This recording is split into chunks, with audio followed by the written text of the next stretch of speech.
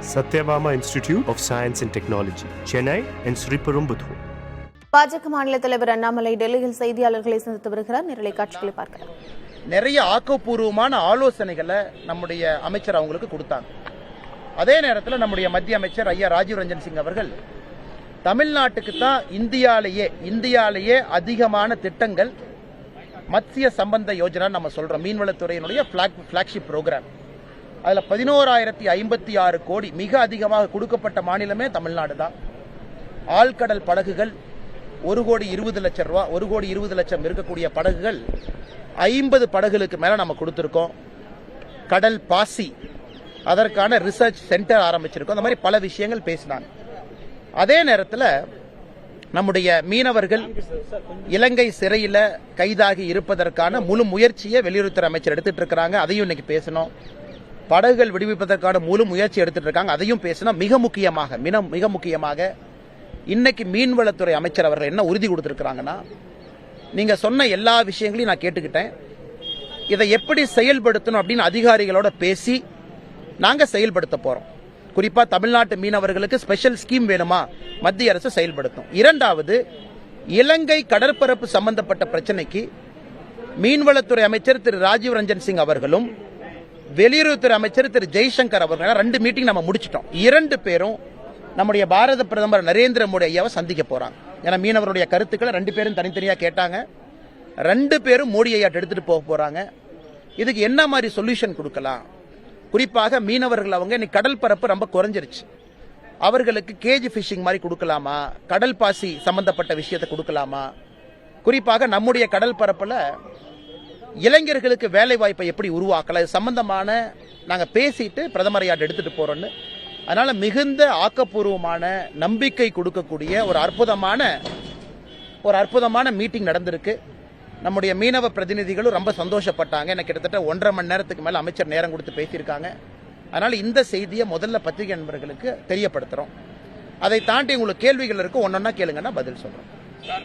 எடப்பாடி பழனிசாமி அவர்கள் அமித்ஷாஜியை சந்தித்து போயிருக்கார் நேற்று முன்தினம். அந்த சந்திப்பிற்கு பிறகு முதல் முறையாக நீங்க தலைநகர் டெல்லிக்கு வந்திருக்கீங்க. உள்துறை அமைச்சர் அமித்ஷாவை சந்திக்க நேரம் கேட்டிருப்பதாக தெரிகிறது. சந்திப்பு இருக்கா? நேற்று நான் பார்த்தேன், நம்முடைய உள்துறை அமைச்சருடைய இல்லத்திற்கு வெளியே நம்முடைய பத்திரிகை நண்பர்கள் 2 பேர் நின்று இருந்தீங்கன்னா, நான் அதனால எதையும் மறைக்க விரும்பல. நான் உள்துறை அமைச்சர் அமித்ஷா அவர்களை நான் சந்திச்சிட்டேன். அதே போல நம்முடைய தேசிய தலைவர் ஐயா நட்டா அவர்களையும் சந்திச்சிருக்கேன். அதே போல நம்முடைய அமைப்பு பொதுச்செயலர் ஐயா சந்தோஷ் அவர்களையும் சந்திச்சிருக்கேன். 3 பேர் என்ன அதிகாரப்பூர்வமா நம்ம சந்திக்கணுமோ சந்திச்சிருக்கோம். குறிப்பாக தமிழக பாரதிய ஜனதா கட்சியினுடைய கட்சி வளர்ச்சி, எப்படி நாம வளர்ந்து கொண்டிருக்கின்றோம், என்ன செஞ்சுக்கிட்டு இருக்கோம் எல்லாமே. 2026 தேர்தலை பொறுத்தவரை ஒரு விஷயத்துல நாம் எல்லோரும் தெளிவாக இருக்கின்றோம். இது தமிழகத்திற்கு மிக முக்கியமான தேர்தல் என்பதில் ரொம்ப தெளிவா இருக்கும். ஏன்னா நாங்க இன்னைக்கு பாரதிய ஜனதா கட்சி, நாங்க இன்னைக்கு ஆளுகின்ற கட்சி திராவிட முன்னேற்ற கழகத்தின் மீது நம்ம குற்றம் சுமத்துறோம். அவர்கள் செய்யக்கூடிய தவறுகள் எங்களுடைய பார்வையில மக்கள் முன்னாடி எடுத்து வைக்கிறோம். ஆனால் எங்களை பொறுத்தவரை, குறிப்பாக என்னை பொறுத்தவரை மாநில தலைவராக இந்த விஷயத்துல 2026 தமிழக மக்களுடைய நலனுக்கான தேர்தல் என்று நான் பார்க்கின்றேன். அதைத்தான் கட்சி பார்க்கிறோம், தலைவர்கள் எல்லாரும் பார்க்கிறோம். அதில் அடுத்த கேள்வி நீங்க கேட்பீங்க, அப்படி பார்க்கும் பொழுது கூட்டணி எல்லாம் எப்படின்னு. கூட்டணிக்கான நேரம், காலம், அவகாசம் அதற்கு இன்னும் ரொம்ப தூரம் இருக்குண்ணா. இன்னும் உங்களுக்கு கிட்டத்தட்ட 9 மாசம் 10 மாசம் இருக்கு. இன்னும் நிறைய விஷயங்கள் கிரவுண்ட்ல நடந்துகிட்டு இருக்கு. இன்னைக்கு கட்சி நலன் முக்கியம், பாரதிய ஜனதா கட்சி எப்படி போகணும்னு முக்கியம். அதைவிட முக்கியம் தமிழக மக்களுடைய நலன். கட்சி வளர்ச்சி முக்கியமா, தமிழக மக்களுடைய நலன் முக்கியம்னு கேட்டீங்கன்னா, தமிழக மக்களுடைய நலன் இன்னைக்கு முக்கியமா இருக்கு. அதனால இது எல்லாம் பேசியிருக்காங்க, நம்முடைய மூத்த தலைவர்கள் ஆலோசிக்கிறாங்க. அதனால கூட்டணி சம்பந்தமாக தகுந்த நேரத்தில் நம்முடைய தலைவர்கள் பேசுவாங்க. மாநில தலைவராக என்னுடைய கருத்து என்ன சொல்லணும் தலைவர்களுக்கு சொல்லியிருக்கேன், ஃபீட்பேக் என்ன தலைவர்களுக்கு சொல்லியிருக்கேன். அதே நேரத்தில் 2026 திராவிட முன்னேற்ற கழகம் தமிழகத்தில் ஆட்சியிலிருந்து இறக்கப்பட வேண்டும் என்கின்ற தொண்டர்களுடைய கருத்தையும் நம்முடைய தலைவர்களுக்கு தெரிவிச்சிருக்கிறோம். மாநில மக்களுடைய நலனுக்காக இருக்கிற அப்படின்னு சொல்றீங்க. அதே சமயத்தில் அதிமுகவினுடன் பாஜக கூட்டணி உறுதி செய்யப்பட்டது அப்படின்றது நேற்றுக்கு முந்தினத்திலிருந்தே தகவல் தெரிகிறது. இதை அண்ணாமலை அவர்கள் எப்படி பார்க்கிறார்? நீங்க பாஜக கூட்டணியில அதிமுக வருவதை நீங்க வரவேற்கிறீர்களா? கூட்டணியை பற்றி இப்போதைக்கு பேச வேண்டிய அவசியம் இல்லை. காரணம் என்னன்னாங்கன்னா, சாரி உங்களுக்கு அது டிஸ்டர்பன்ஸ் இருக்கு காரணம், சாரி. கூட்டணியை பற்றி இப்போதைக்கு பேச வேண்டிய அவசியம் இல்லை. காரணம் என்னன்னாங்கன்னா, நேரம் காலம் ரொம்ப தூரம் இருக்கு. 2026 ஏப்ரல் மேல வரக்கூடிய தேர்தல். இன்னைக்கு நாம மார்ச் முடியும் தருவாயில் இருக்கும். கிட்டத்தட்ட ஒரு ஆண்டு முழுமையா நமக்கு இருக்கு. 10 மாத காலம் தேர்தல் சுட்டுக்கு இருக்கு. அதனால எங்களை பொறுத்தவரை ஒரு கட்சியினுடைய மாநில தலைவராக இங்க வந்து கருத்துக்களை சொல்லலாம், தொண்டர்கள் என்ன நினைக்கிறாங்கன்னு சொல்லலாம், மாநிலத்தில் அரசியல் களம் எப்படி இருக்குன்னு சொல்லலாம். நான் ஏற்கனவே உங்களுக்கு சொன்ன பாருங்க, மாநிலத்தில் இருக்கக்கூடிய தமிழக மக்களுடைய நலனை பிரதானப்படுத்த வேண்டும் என்கின்ற கருத்தை நானும் ஏற்கிறேன்.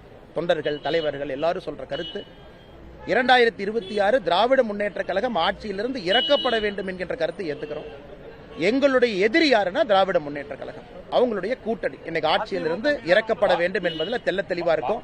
அதே நேரத்தில் இன்னும் கொஞ்ச நாள்ல, இன்னும் சில நாட்கள்ல உங்களுக்கு நம்முடைய மாநில தலைவருடைய தேர்தல், தேசிய தலைவருடைய தேர்தல் எல்லாமே பாத்தீங்கன்னா அந்த இடத்துல நாம் இருக்கோம், அந்த அமைப்பு பருவத்தில் நாம் இருக்கோம். பாரதிய ஜனதா கட்சியை பொறுத்தவரை மாவட்ட தலைவருடைய தேர்தல் நாம் முடிச்சிட்டோம். அந்த நேரத்தில் என்னுடைய கருத்துக்கள் நான் தெரிவிக்கிறேங்கன்னா, இன்னைக்கு நான் பேச விரும்பலைங்க. மாநில தலைவர் இதுல வச்சு பார்க்கும்போது அண்ணாமலை வந்து அதிமுக பாஜக கூட்டணியில் வருவதை நீங்கள் ஆதரிக்கிறீங்களா இல்ல ஏற்றுக்கொள்கிறீங்களா? அண்ணா, கூட்டணியை பற்றி அது எந்த கட்சியாக வேண்டுமானாலும் இருக்கட்டும், கூட்டணியை பற்றி பேச வேண்டிய நேரத்தில் நாங்க பேசுறோம்.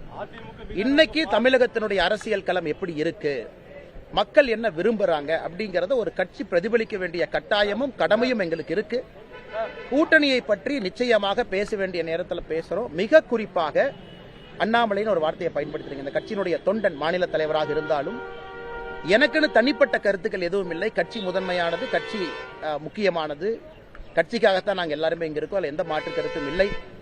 இந்த கட்சியில மட்டும்தான் ஜனநாயக முறையில் நடக்கும். ஒரு தலைவராக இருந்தாலும் தொண்டராக இருந்தாலும் கூப்பிட்டு கருத்து கேட்கறது, நம்முடைய கருத்துக்களை கேட்கறது, நாங்களே எங்களுடைய ஆலோசனைகளை சொல்றது, அதை எல்லாமே பாரதிய ஜனதா கட்சியினுடைய மூத்த தலைவர்கள் உள்வாங்கி இருக்கின்றார்கள். மிக விரைவில் மாநில தலைவருடைய தேர்தல் அதெல்லாம் நடக்க இருக்கும் பொழுது நான் பேசுறேங்க. நான் தமிழக மீனவர்கள் வந்துட்டு ரொம்ப ஆண்டு காலமா வந்துட்டு பாதிக்கப்பட்டிருக்காங்க இலங்கை மீனவர்களால. இது கூட ஒரு முறை கூட வந்துட்டு நம்ம இந்திய கடற்படை வந்துட்டு அதற்கான ஸ்டெப் எடுத்திருக்கா அவங்களை காப்பாற்றுறதுக்கோ இருக்கோ, இல்ல இலங்கை கடற்படை தான் அவங்களை வந்து நம்ம தமிழக மீனவர்களை வந்து அடிச்சு இது பண்ணி எடுத்துட்டு போறாங்க. ஆனா இலங்கை மீனவர்களுடைய படகுகள் இன்னைக்கு நாகப்பட்டினத்தில் சிறைப்பிடிக்கப்பட்டிருக்கிறது. இலங்கை மீனவர்களுடைய படகுகளும் நம்முடைய கோஸ்ட் கார்டு கைப்பற்றி நம்முடைய பார்டர் பக்கத்தில் யாராச்சும் வர்றாங்க தாண்டாங்கன்னா பிடிச்சி நாமளும் வச்சிருக்கோம். இன்னைக்கு 7 படகுகளுக்கு மேல நம்ம பக்கத்தில் இருக்கு. அதே நேரத்தில் இல்ல அண்ணே, ஒரு நிமிஷம் அண்ணா, இஷ்யூ தெரிஞ்சுட்டு பேசுங்க. இதுல இஷ்யூ வந்து மெயின் இஷ்யூ என்னன்னா, இன்டர்நேஷனல் பார்டரை தாண்டும் பொழுது பிடிக்கிறாங்க. நம்முடைய ஆர்கியூமெண்ட் என்னன்னா, தமிழக மீனவர்கள் வேண்டுமென்ற இன்டர்நேஷனல் பார்டரை தாண்டல அப்படிங்கறத நம்ம ஆர்கியூமெண்ட். ஏன்னா 1921 இண்டோ ஸ்ரீலங்கன் அக்கார்டு இருந்துச்சு. அப்ப ஒரு பார்டர் கச்சத்தீவை தாண்டி இன்டர்நேஷனல் பார்டர் இருந்துச்சு. 1974 கச்சத்தீவு கொடுத்த பிறகு பார்டர் மாறிடுச்சு. அப்ப 4000 சதுர கிலோமீட்டரை நம்ம இலங்கைக்கு இழந்திருக்கோம். இன்னைக்கு நம்முடைய மீனவர்கள் பார்டரை தாண்டாங்கன்னா எந்த மீனவனும் வேண்டுமென்றே தாண்டுவது கிடையாது. அந்த மாதிரி பார்டர் அமைஞ்சிருக்குங்க. அங்க மட்டும்தான் உங்களுக்கு மீன் வரத்து இருக்கு. 74 வரைக்கும் பிரச்சனை இல்லாம இருந்தவங்க காங்கிரஸ் ஆட்சி கச்சத்தீவு கொடுத்த பிறகுதான். டெல்லியில் மத்திய மீன்வளத்துறை அமைச்சரை சந்தித்த பிறகு பாஜக மாநில தலைவர் அண்ணாமலை செய்தியாளர்களை சந்தித்தார். அந்த காட்சிகளை பார்த்தோம். இலங்கை சிறையில் இருக்கக்கூடிய மீனவர்கள் குறித்தும் படகுகளை விடுவிப்பது குறித்தும் அமைச்சரிடம் பேசியதாக தெரிவித்தார். மேலும் விவரங்களை பின்வரும் செய்திகளில் விரிவாக பார்க்கலாம். Satyabama Institute of Science and Technology, Chennai and Sri Perumbudur.